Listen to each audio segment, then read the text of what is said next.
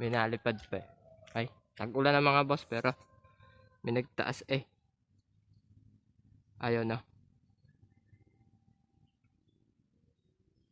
Ayan na. May nagtaas pa din. Dalawa yan. Hindi na makakita yung isa. Ay, din naman. Para makapagpatas na rin. Suloy ng tubo. Oh, puro damo na.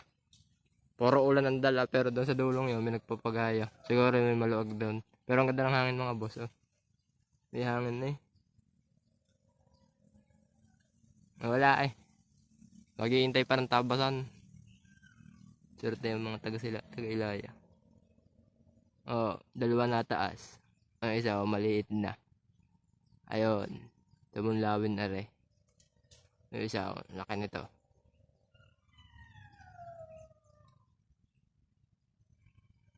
Lakas ang hangin nito.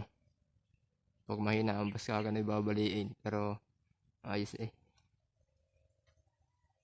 Laban sa hangin. Nasa taas ang hangin niya yung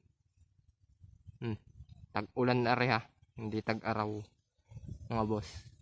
Oh, puro soloy na ang damo. Oh, ayan na. Ay, kalalago na ng damo. Oh.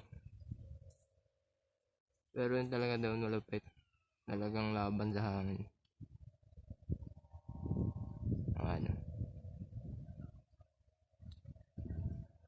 Noon ay pag ikay John, wala na nataas din na pahinga na. Pero ngayon ayos na. Talagang yung mga nagpapalipad pa din. Ayun ang isa.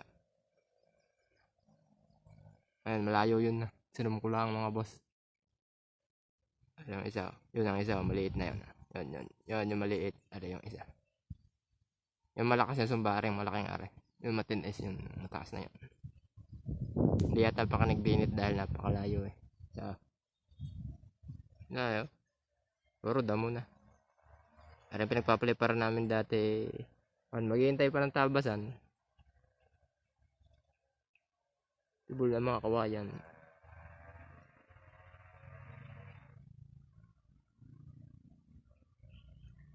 Wala din nalipad doon sa silangan. Papuntang Dalipit tsaka po kakapitan. Wala din. Siguro yung madamo din. Pero nung isang araw, nung mga nakarami, narinig ako, hindi ko lang alam kung sumba yun o baka power sa. Yan. Kita nyo naman. Purong kulog. Kulog.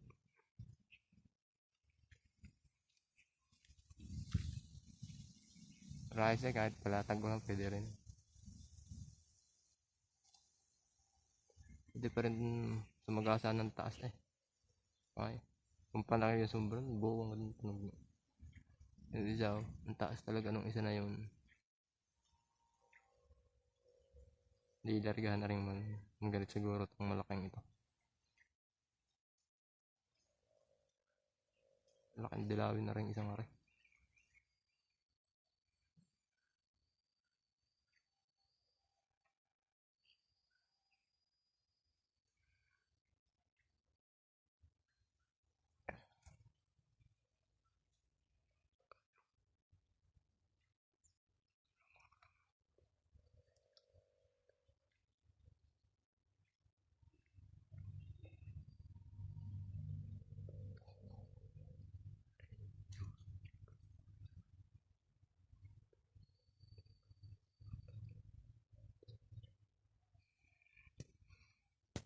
Yan.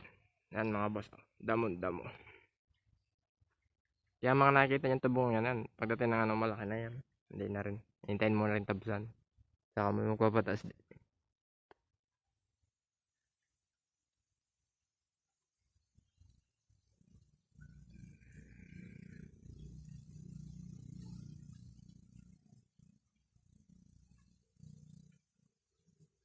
Mga boss. Sunod na lang ulit. Salamat.